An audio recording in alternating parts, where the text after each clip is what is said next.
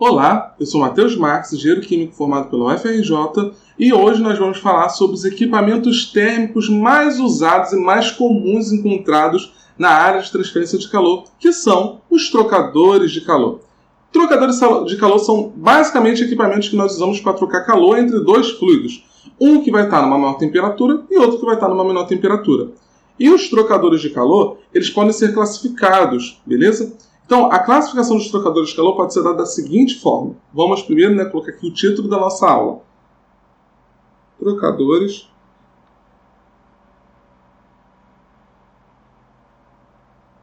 de calor. Ok? Então, vamos dar uma olhadinha aqui na seguinte classificação deles. Os trocadores podem ser paralelos, podem ser em contracorrente,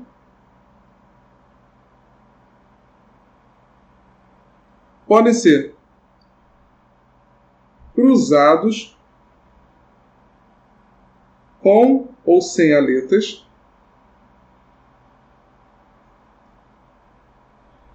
e podem ser do tipo casco e tubo também, que é um outro tipo de trocador. O que a gente mais costuma estudar são trocadores casco-tubo ou os tipos de... as formas que a gente pode colocar o escoamento. Paralelo ou contracorrente. Eu vou mostrar aqui para vocês o que seria um escoamento em paralelo e o que seria um escoamento em contracorrente. Vamos fazer um corte aqui, galera, como se fosse o seguinte. Primeiro eu vou desenhar assim, que eu acho que fica mais fácil para a gente entender. Vamos pensar aqui em um tubo. Ok? Dois tubos aqui. E aí, eu vou falar o seguinte para você.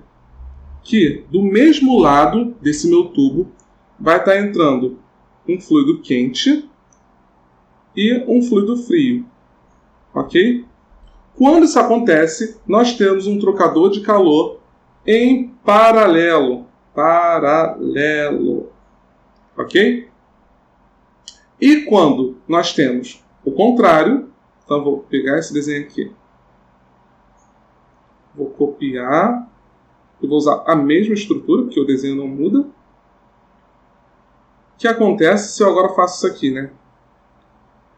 Se eu agora tenho o fluido quente entrando por esse ponto e o fluido frio saindo desse ponto, eu vou ter um trocador de calor que eu chamo de contracorrente,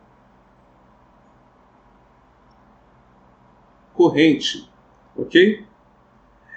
E note o seguinte, galera. A gente aqui tem um escoamento interno e um escoamento externo, tá? Isso aqui é o que a gente chama de um trocador de calor anular, né? Ou um trocador bitubular concêntrico. Mas também existe um outro trocador que é muito utilizado na indústria, que é o trocador casco e tubo. Como que ele é? Esse trocador casco e tubo é basicamente o seguinte. Você tem o casco aqui, tá? E você tem um conjunto de tubos que passam por dentro dele.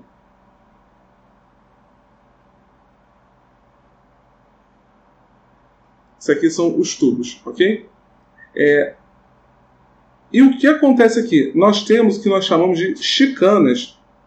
Chicanas são como se fosse uma estrutura que ela auxilia em duas coisas, basicamente. Ela auxilia em segurar esses tubos, para eles não ficarem soltos ali com o escoamento dentro do casco, e também ajuda no grau de mistura. Por quê? Vamos pensar no seguinte aqui. Vamos supor que o fluido quente está entrando aqui. O movimento que ele vai fazer vai ser esse aqui, ó. Ele vem para cá. Por causa dessa chicana aqui, ele vai tender a fazer isso aqui. Por causa da outra, vai tender a fazer isso aqui. E gera-se um grau de mistura aqui dentro. Beleza? Na verdade, aqui pode até voltar, mas o que costuma acontecer ele sai aqui nessa ponta, beleza? Mas claro que o fluido ali dentro ele é uma zona, né? Então, assim, é um escoamento que a gente tende a ser totalmente turbulento. Então, a gente observa que dentro desses estudos de trocadores de calor, nós temos sempre coisas importantes a analisar. Uma delas que vocês já perceberam que a gente tem o quê? Escoamento interno e externo. Foi exatamente o que a gente viu lá nos nossos problemas anteriores de convecção forçada, beleza? E aí vem a pergunta, mas como os problemas de trocadores de calor podem ser abordados? Vamos pensar então aqui agora num probleminha para a gente tentar interligar tudo, ok? Vamos pensar no seguinte, vamos pensar que a gente tem um tubo de aço inoxidável, de aço qualquer, que ele vai ter um diâmetro interno e um diâmetro externo, em um determinado comprimento, beleza? E a gente vai ver aqui como que a gente vai fazer essa conta. Então eu vou fazer o seguinte, eu vou fazer um corte transversal nesse meu tubo. Então aqui é o nosso tubo com um corte transversal. Como ele tem um diâmetro interno e externo, ele tem essa espessurazinha aqui, né? Então aqui eu tenho o diâmetro interno, que eu vou falar que é de 22 milímetros. Eu tenho aqui o diâmetro externo, beleza? De 27 milímetros. E eu vou falar que esse comprimento aqui do tubo igual a 1 metro, para facilitar a nossa vida, beleza? E aí, o que vai acontecer aqui? Eu vou dizer o seguinte, está entrando água aqui, uma temperatura de 75 graus Celsius. Aqui eu vou ter a velocidade do fluido igual a 0,5 metros por segundo, tá? E eu vou dizer que do lado de fora, eu tenho um escoamento cruzado. Então o ar está passando nessa direção aqui, ó. Então aqui eu tenho o ar que vai estar numa temperatura que eu vou chamar de, não sei, TE, de 15 graus Celsius e com uma velocidade de 0,5 metros por segundo também. Então, a primeira coisa que a gente vai fazer vai ser, vamos considerar as propriedades do ar como sendo essas aqui. Propriedades do ar. Propriedades do ar. Vai ser 0,02737 watts por metro Kelvin. O Ni vai ser 17,35 metros quadrados por segundo. E o Prandtl vai ser igual a 0,705. Beleza? E as propriedades da água, né? Então a gente também tem que ter as propriedades da água. Então, propriedade da água vai ser Rho 974,8 kg por metro cúbico. Mi 3, isso aqui vezes 10 a menos 4 newton segundo por metro quadrado. E a condutividade térmica de 0,668 watts por metro Kelvin. Tá? E Prandtl de 2,354. Ok? E a gente vai considerar a condutividade térmica do nosso tubo. Então aqui, tubo, ele vai ter a condutividade térmica igual a 15,1 watts por metro Kelvin. Beleza? Note que todas as propriedades termofísicas a gente teve. A gente consegue obter através de uma tabela, certo? Isso aí a gente pode pegar tranquilamente. Então, o que a gente vai precisar agora fazer? O que a gente, na verdade, quer saber? Qual é o coeficiente global de transferência de calor baseando-se no local onde está tendo essa troca térmica, que no caso é na região externa do tubo, certo? Então, a gente precisa saber calcular ele. E como que a gente calcula esse cara? O coeficiente global de transferência de calor. O coeficiente global de transferência de calor, ele é dado por essa equação aqui, ó. 1 sobre as resistências totais, certo? Então, se a gente fizer lá um desenhozinho no nosso problema, a gente teria algo assim, ó. Superfície interna do tubo, superfície externa do tubo, certo? Aqui eu teria um pontinho, um outro pontinho, um outro pontinho, e aqui também, certo? Porque aqui seria a temperatura do fluido, certo? E do lado de fora a temperatura do fluido externo, que seria o ar. Então aqui eu tenho a resistência de convecção, resistência de condução e a resistência de convecção também. Então a resistência de convecção interna, resistência de condução, resistência de convecção externa. Beleza?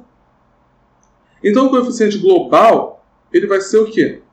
Ele vai ser 1 sobre o somatório de todas essas resistências que nós temos aqui. Certo? Então, a gente teria o que aqui? U igual a 1 sobre a resistência. Importante aqui. Vou mostrar para vocês uma coisa. Mais resistência de condução, mais resistência de convecção externa. Tá? Vamos lembrar de uma coisa que é importante, galera. A unidade de U é o Watt por metro quadrado Kelvin. Se você lembrar, essa é a mesma unidade de H, do coeficiente convectivo. Ok? Então, o que é importante aqui quando a gente vai calcular o U? As nossas resistências, elas devem ter as unidades de tal forma que quando eu fizer essa conta, eu preciso ter o Watt por metro quadrado Kelvin. Então, por exemplo, vamos pegar a resistência de convecção. A resistência de convecção ela é dada por 1 sobre HA, certo? Vamos fazer uma análise dimensional disso aqui. Isso aqui vai ser 1 sobre o Watt metro quadrado Kelvin vezes metro quadrado. Corta, corta. Note que eu já assumi com metro quadrado. Então, quando eu jogar lá no meu coeficiente global de transferência de calor, não vai dar a mesma unidade. O que isso mostra para mim? Que eu não tenho que multiplicar pela área a minha resistência aqui. Ok? E isso vocês vão ver que é equivalente para todos os outros casos.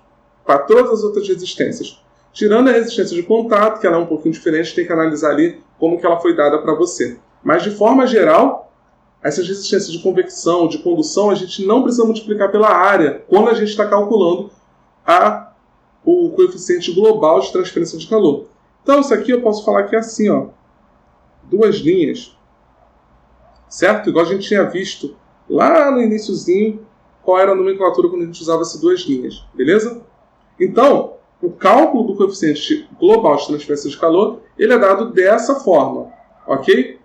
E, a partir disso, o que a gente teria então? Então, note que eu precisaria calcular a resistência de convecção interna como sendo 1 sobre HI, certo? E a resistência de convecção externa, ela precisa ser 1 sobre HE, que vai estar relacionada à convecção do lado externo do nosso problema.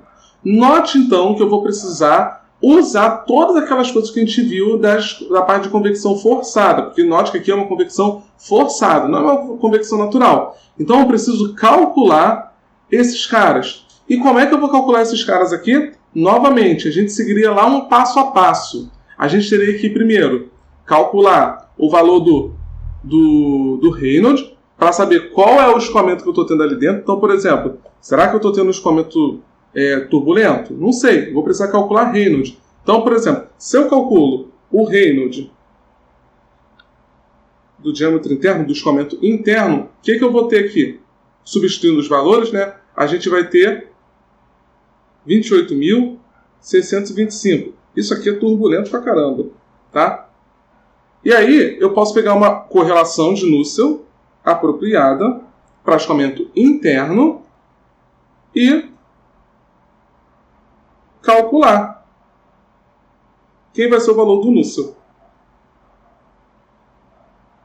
HDI sobre o K de quem? Da água aqui, beleza? Então, olha só, eu tenho todo mundo e eu consigo, a partir disso, calcular quem vai ser o meu coeficiente convectivo interno. De igual forma, eu vou fazer para o escoamento externo.